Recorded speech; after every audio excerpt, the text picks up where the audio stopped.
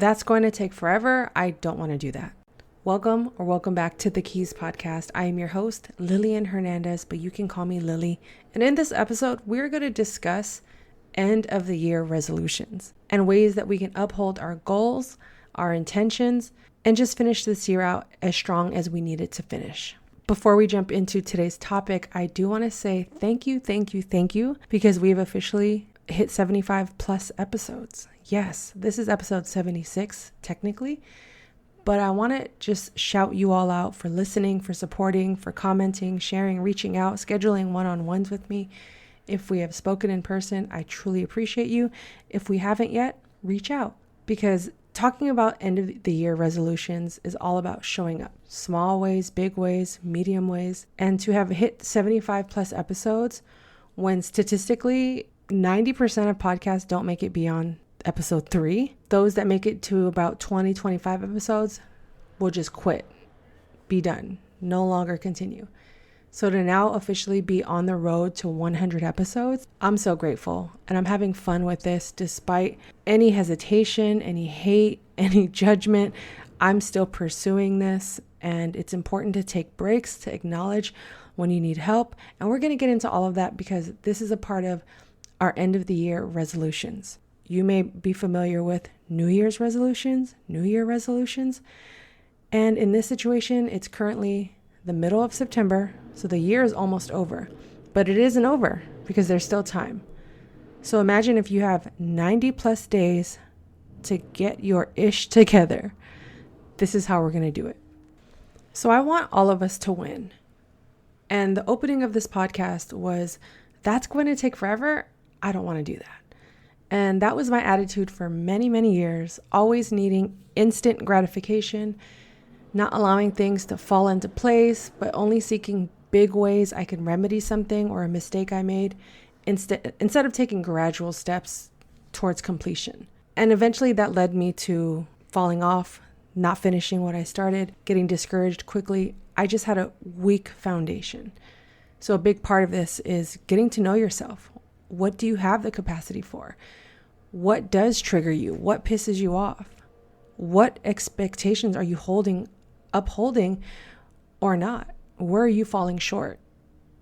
And this isn't about being the most productive person and having 100 things on your to-do list. It's all about just getting the one thing done, simplifying our days, simplifying our thought process. We have to make so many decisions throughout the day.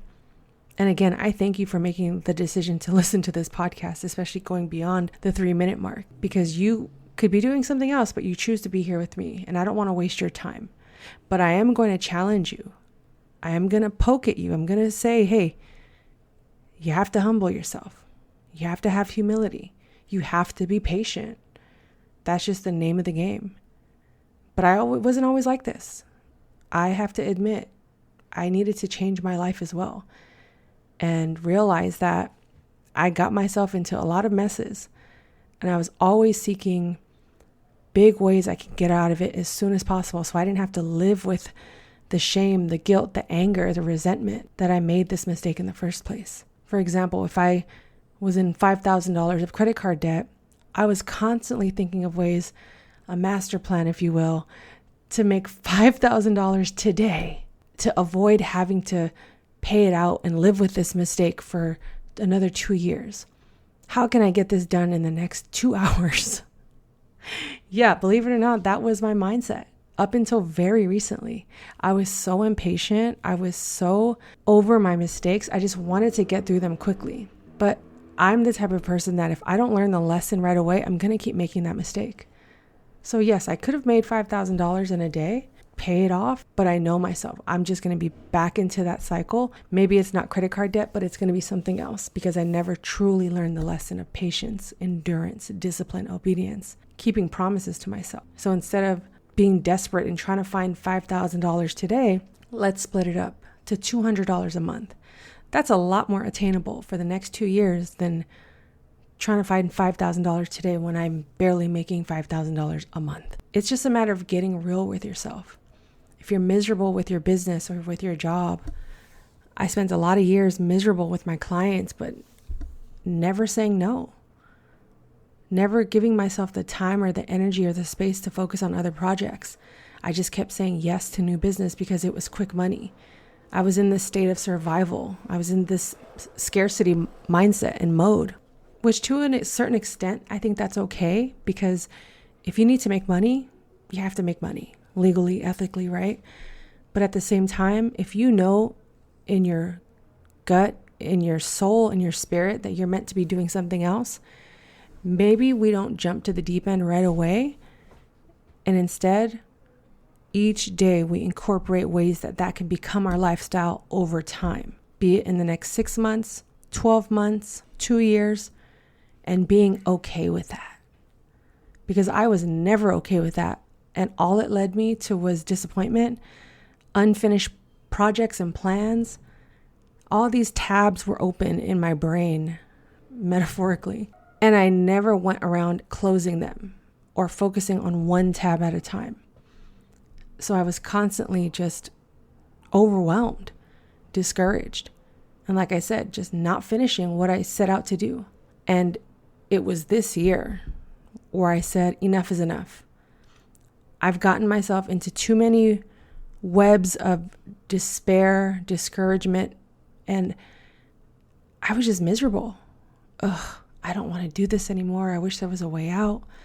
I was blinded by my own suffering. In a way, I almost was too comfortable in my suffering, to the point where I actually believed that there was no way out until I dug myself out. So at the top of the year, I made an agreement with myself. My word of the year, discipline. And after that, I will not rush the process. I will not skip steps. I will fully commit to the plans ahead, one day at a time. In previous years, my goals were 10,000 YouTube subscribers, pay all my debt off. Like, I was just trying to do too much in 365 days, not factoring that I don't have the mental capacity to focus on 7 things at once. I don't have enough clients because I spend too much time doom scrolling or overly studying, overly watching content, and never applying anything. So this year and throughout this entire year, I slowed down, took my time, and broke everything down into smaller, more digestible steps. And that has made a world of a difference. Out of all the areas of my life and my business that I could focus on, I broke it down to just the top 3. And for me this year, it was all about my money, my health, and my mindset, which are still 3 very broad tasks. So I said, okay, when it comes to health, what part of my body do I want to work on the most? And that's all I'm going to focus on for the next 3 months. I watch a lot of basketball. I like their arms, so I'm going to work on my arms. And then what is this thing after that I want to work on? Okay, I want a stronger and thicker butt. Yes, that is my reality. I sit all day, so it's uncomfortable, and I want to strengthen my midsection, my lower back. Okay, great. So then first task, first 3 months, all about the arms, but we're going to add a little bit of glutes, hamstrings, thighs, hips, stretching, all that, right? But my main focus was my arms. But I didn't abandon my lower body. I just didn't focus a lot on it. And I still was productive. Getting stronger, having a stronger mindset, feeling more confident about myself was a byproduct of me just choosing to work on my arms consistently for 3 months. And then I got injured because that's life, right? I pinched a nerve in my neck. I couldn't work out. What do? Do I panic? Do I quit? And I realized this is a test. This is a test for me to prove, am I really serious about what I'm doing? And I don't just mean physically with my arms. I mean the commitments I make for my business, for my relationships, for my future, for me internally. In the past, I would have given up and I would have said, well, it's not meant for me to do arms or to ever have nice looking arms. No, I said this rest is intentional. And I sat there in stillness and silence. I cried, I laughed. I had my moments. I'm human. I endured the pain and up until a point where I realized I'm not asking for help. Oh my God, I'm here suffering, not asking for help. So I went 2.5 weeks with pain, just severe pain, never experienced in my life. Pinched nerve. Finally called the doctor. In seconds, she was able to remedy me. And the next 2.5 weeks were bearable until the pain finally went away. And I realized in that moment, wow, I really talk negative about myself. Or my first instincts are always excitement and then immediate, oh my God, is that really going to work? Should I do that? Man, it's going to take me too long. I don't want to do that. And I had to fix that ASAP. So that's why I said this year has been all about making those small commitments. And I'm just now at 41, adjusting my lifestyle according to who I know I'm capable of being. But I was in such a rush to move on to the next thing. I wasn't even enjoying the one thing in front of me, which was my life, the people, the experiences. So if you've had a year so far where you feel like nothing has gotten done, but you really want to give it a good effort, give it a strong effort for the rest of the year. There's about 100 days left or so by the time this episode is released that are left in the year. So regardless of where you're at in life or the time of year you're listening to this, if you are willing to commit the next 100 days to your quote unquote arms, whatever that is to you, everything else will be a byproduct of that productivity. Because when I was focused on just my arms, I had more energy, I had more clarity, I had more of a desire to show up for my clients. I had more strength mentally and clarity to make that decision. Yeah, I'm going to say no. I'm going to start setting clearer boundaries because I may make less, but I'm going to have more time to build, to create, to craft, to strategize, to work out, to have fun, to spend time with my nieces and nephews, to watch my favorite show. It's not always about the money. It's about the success you achieve within that, again, become byproducts of the one thing you focus on wholeheartedly. So eventually, once I got comfortable and built a lifestyle around, again, quote unquote, my arms, I started to incorporate little by little. Okay, I want to get my finances in order.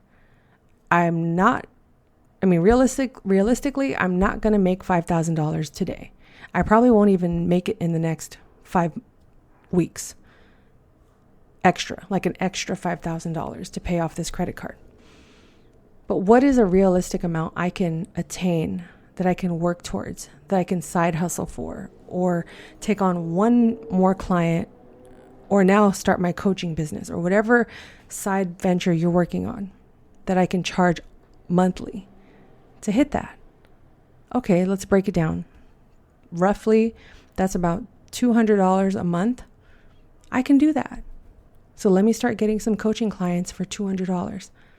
What's that going to take? Okay, do I have my Zoom set up?